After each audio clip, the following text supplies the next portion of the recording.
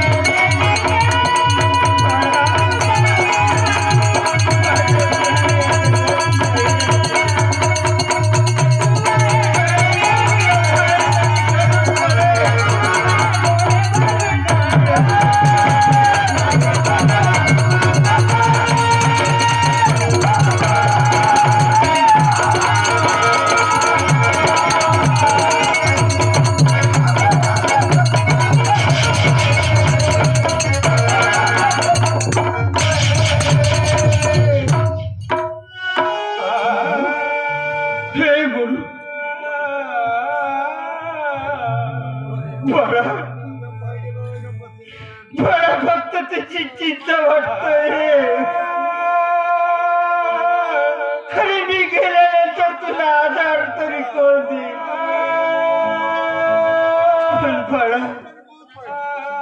पण माझा राहिला जायला रे. अरे मी अरे मी पिकलं पान कधी गळून पडेल. आज होती फक्त एकच. अरे माझा राजा शेवट एकदा मला दादा म्हणून मिठी मारावं एवढीच आज होती रे माझी.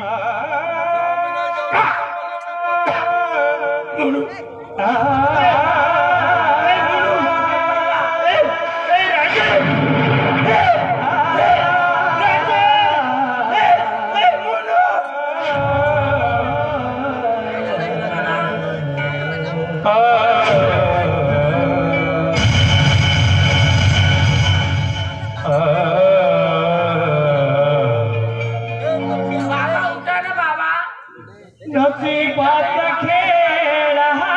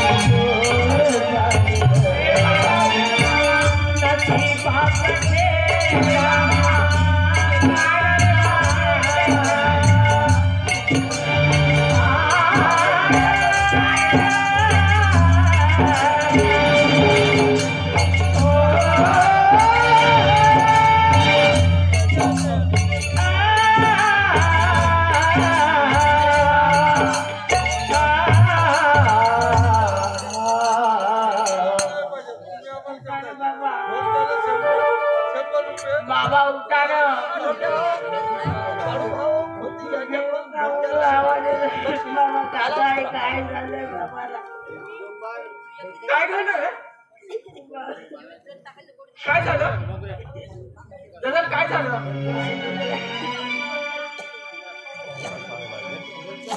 बाबांना रक्ताच्या उलट्या पण बाबांनी मला काही सण नाही माझ्या बाजूला पोहोचले बाबा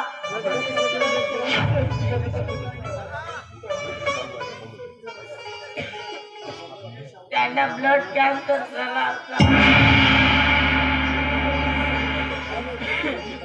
बाबांनी मला कधी सांगितलं म्हणत होते मला मी चांगला असेल माझ्याशी एक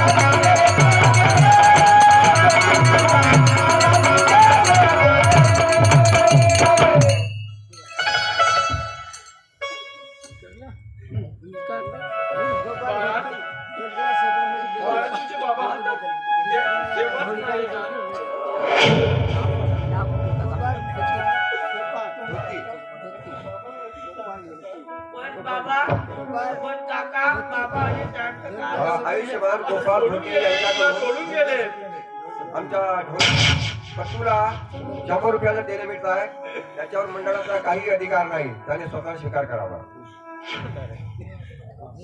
हे परमेश्वरा असं काय आमच्या नशिबाशी अरे असं थट्टा नको करू गरीबाची तर आता एखादी श्रीमंतीची का थट्टा करायची आहे तर त्या महालाची पण थट्टा पण अशा गरीबाची थट्टा करू तुला काय मिळणार आहे परमेश्वरा तुला निष्ठुर का झाला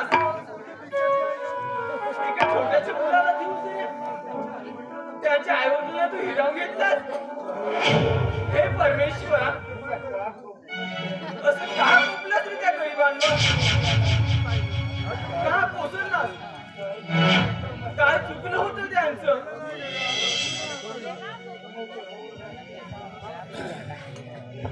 ओहो रात्र मेहनत करून त्या राजेशला डॉक्टर बनवले शिकला नाही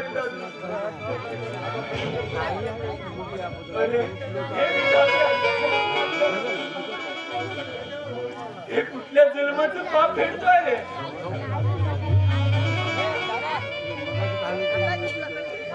कुठल्या जन्माचं पाप फेडतो आहे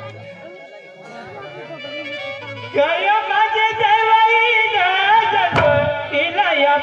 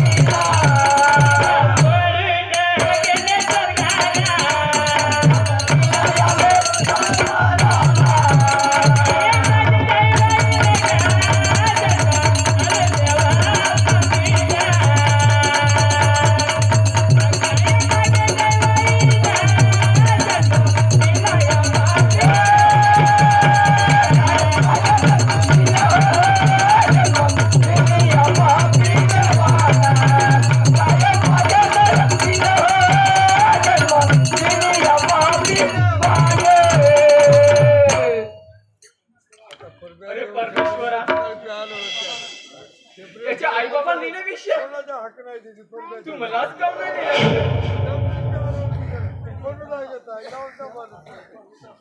ज्याला आधार होता त्यांचा जीव गेला. मला आधार पण नाही, मला कुणीच नाही. मजा तरी घ्यायला मी कुणाच्या आधारी राहू. ज्या माऊलीने मला आधार दिला होता त्या माऊली सुद्धा नाही राहिली. माऊलीने सुद्धा विराम घेतला असते.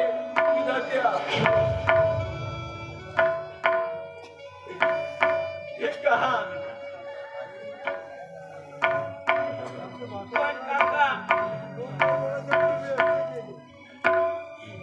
पण काका आमच्या दोन काकाला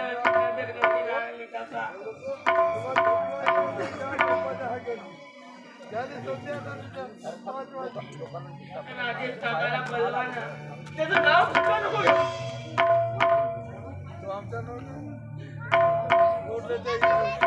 त्याचं नाव घेण्यापेक्षा कुठेतरी मरून गेलेलं चांगलं होईल. पण त्याचं नाव नाही घ्यायचं. तिथे लढत बसणार काय होणार नाही. आपण बाबाच्या प्रेताला घेऊन जाऊ. ठीक आहे काका, चल. चंदनाच्या छायेवर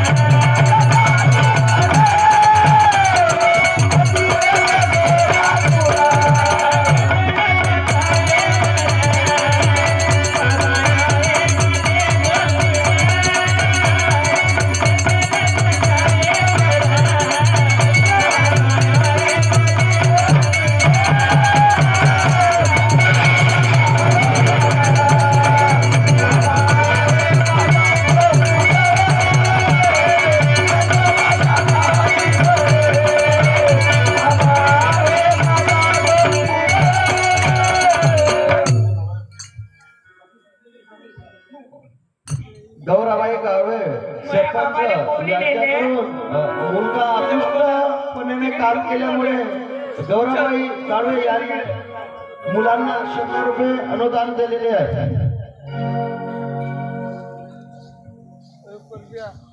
धन्यवाद.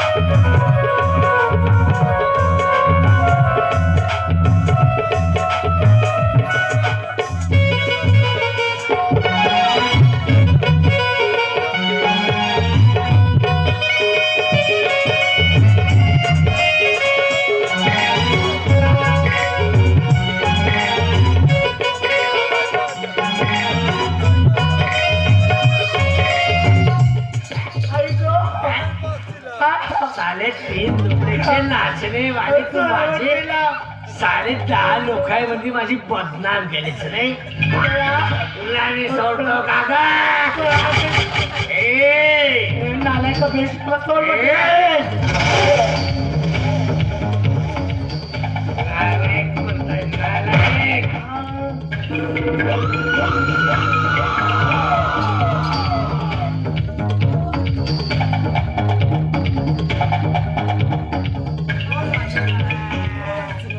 कोण वाचवणार आहे?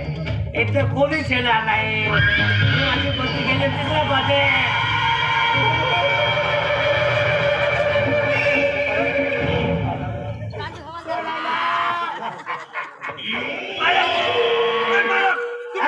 येऊन राहिले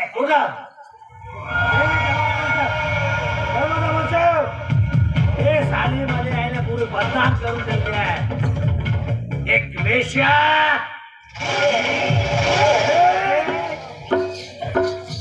कोणाला म्हणतात तू? हा बोलायचंच रे. मला म्हणतात काय?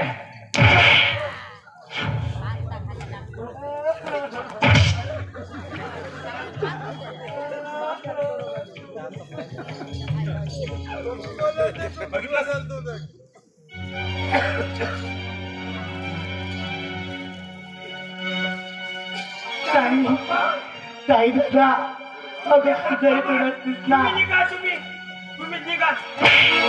ताई अगं तुला माहितीये अगं तुझा बाबाला हे खूप बेस्ट माप आहे ग. अगं याला पैशाचा गर्व चाललाय ग. याला चांगलं शिक्षा झाली पाहिजे. हा एक माणूस नसून एक विषारी नाग आहे ना. हा एक झपाटलेला एक कुत्रा आहे. कुत्रा म्हणते तुम्हाला मला म्हणते माणूस होती. पप्पा मला वाटलं नाही तुम्ही हाताला जाल म्हणून. तू कशाला आलीस ग? आजपर्यंत तुम्ही अशी धंदे करत होत्या. तुम्ही आतमध्ये जा. हो मामाजी ती कशाला म्हणजे मी आणला तिला. कशासाठी? मी मागे म्हणजे बघितलं होतं चालेल. तुम्ही काय करत होता? तुम्हाला काय दिलंय? जागा दिलं, घर दिलं, सगळंच काय दिलंय. तुम्ही कशाला इथं आहात? मालकाची मालकी केव्हाच गेली होती. मालकाने मालकी नसल्यामुळे आता दुकान होतं म्हणला.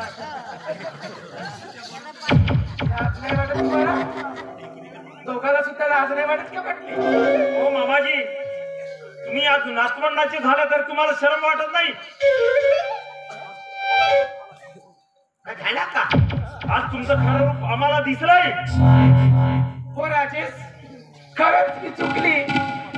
खरी म्हणजे यांच्यामुळे. काय गरीबाला समजावून येतो म्हणे. मालक म्हणे की आपल्या घरी नको म्हणून काय बोललो चुप. त्याचं बरोबर आहे का बोलताय तो? हो बरोबर आहे. तुझं बरोबर आहे त्याचं बरोबर. आता हे बघा आम्हाला कुणाचाच ऐकायचं नाही. सुद्धा लाज वाटते. आपण सरळ नाही का डायरेक्ट पोलीस स्टेशनला जायचं. नाही नाही काही जायची गरज नाही. मी सांभाळून घेतो. अरे त्याने सांभाळून ते पकडले ना आपल्याला. मी पहिले पैसे घेऊन टाकतो. नाही माझा मुलगा भरून टाकल जा. टू व्हीलर कोठा ठेवल्या? तू जर कशाला लागतेस? मी पहिले जायचं मग ते सायकल घेऊन तुझी आहे ना गाडीवाली जा.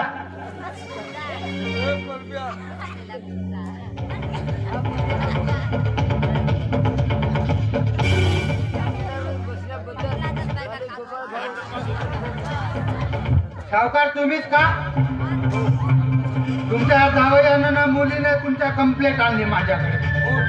सांगितलं होतं हा की आमच्या घरामध्ये चोरी झाली होती. तर त्या जावयाने पोरीला पाठवलं होतं. नागरिकाची चोरी केली आहे ना. तो माझा जो दिवाणशी होता ना माझा नाही करायचा तो चोरी केला. मी पोलीस स्टेशन मध्ये गेलो तर पोलीस स्टेशन रिकामा. म्हणजे पोलिस रिकामे होते. हे कोण टांडा धरून. हा मी जेव्हा पोलीस स्टेशन मध्ये गेले होते ना पोलीस इकडे आले होते. तुम्हाला कसे मिळणार आहे? कोणती तक्रार आहे ती तुमची सांगून द्या आता लवकर. मग का ओ साहेब है के बाईवर बलात्कार केलाय. इतका नालायक बाप नाही तू बाप आहेस. बाप हो का हा तुमचा? ओ हवालदार साहेब, बापाच्या नाक्यावर आहे ना तो एक विषारी साप आहे असं म्हणायचं आहे बाईला. हो का? तो कलंक काय म्हणजे कलंक. याचं नाव यशवंतराव आहे का? हा म्हणून म्हणत होते उडत्या पाखराचे पाक मापत होतो म्हणून. नाही का? आता का मापणार आहे? आपणार आहे का? आता का मापणार आहे म्हणलो तुम्हीच ना यशवंतराव? खोटी रिपोर्ट दिली अरे खोटी का? आदरी एक तर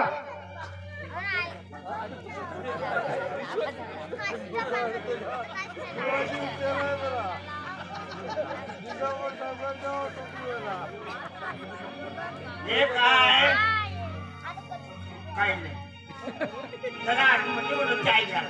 हो साहेब, जे काही पाप केले ना या यशवंत पाटलांनी केलंय. मी त्याच्यात काही नाही. आणि त्याला नाही का हे तो दयाराम दिवाण जे आहे ना ते साथीदार होते. आता मालक जेव्हा नोकरीवर ठेवतात तर त्याचे काम आम्हाला करावे.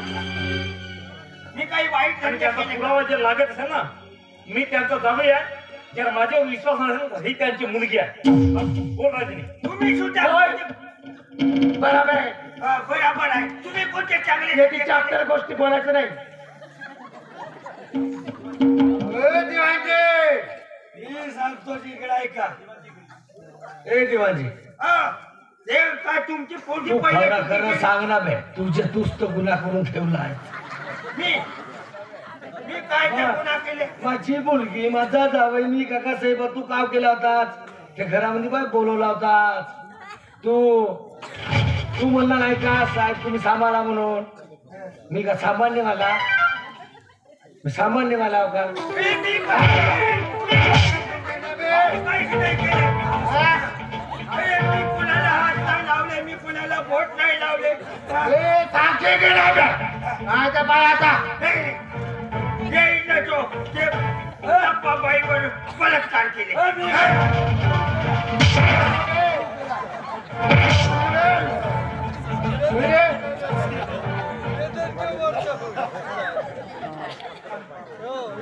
बापू पंख मापाचा दांडू मापाचा. पुढच्या पाकळ्याचे पंख मापत होत्या. आता दांडू मापा दांडू. हा दांडू कसा आहे पाहिल्या? आता तुम्ही पंख मापत होत्या ना हा? तर मी का मापत होतो? मला का माहित? हा?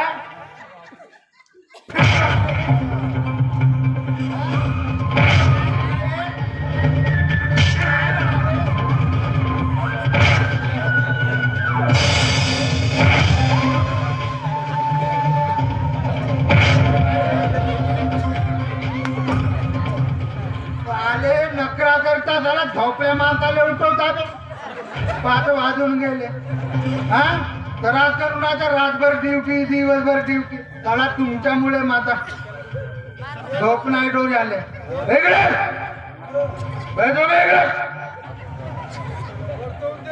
का गेल्या बे लवकर सांगा. काहीच नाही. काही बाईला हात लावत होते तेवढ्या ते बाई त्याचे जावई येऊन पाहिले आणि तुमच्याकडं निवड हातच लावले का? याला आहे ना डायरेक्ट घेऊन जा तुम्ही जेलमध्ये. चला बे चला. यांना घेऊन जा. मी नंतर मी येईन. म्हणजे तू का कमी का पीठ वाटते.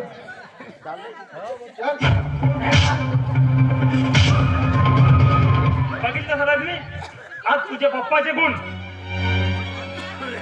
अगं आज तुझ्या पप्पामुळे माझ्या दादाचा माझ्या बहिणीचा संसार उद्ध्वस्त झाला. तुझ्या पप्पाच्या सांगण्यावर आधीच मला माहित नाही.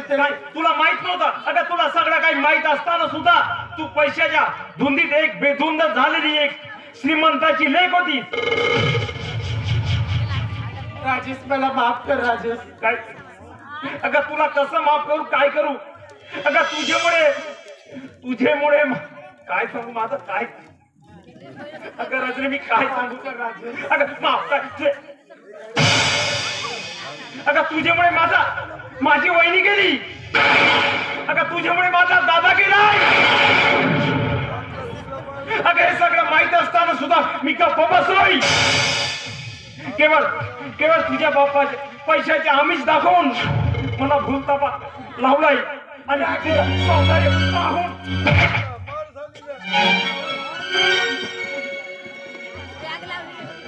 खरंच आहे दादा अरे मी काय करून बसलोय राजेश मी सारं विसरून जातो अरे कसा विसरू त्याला माफ कर पण घराबाहेर काढू नकोस देवी मला तुझ्याशिवाय कोणीच अरे नाही. कसं विसरू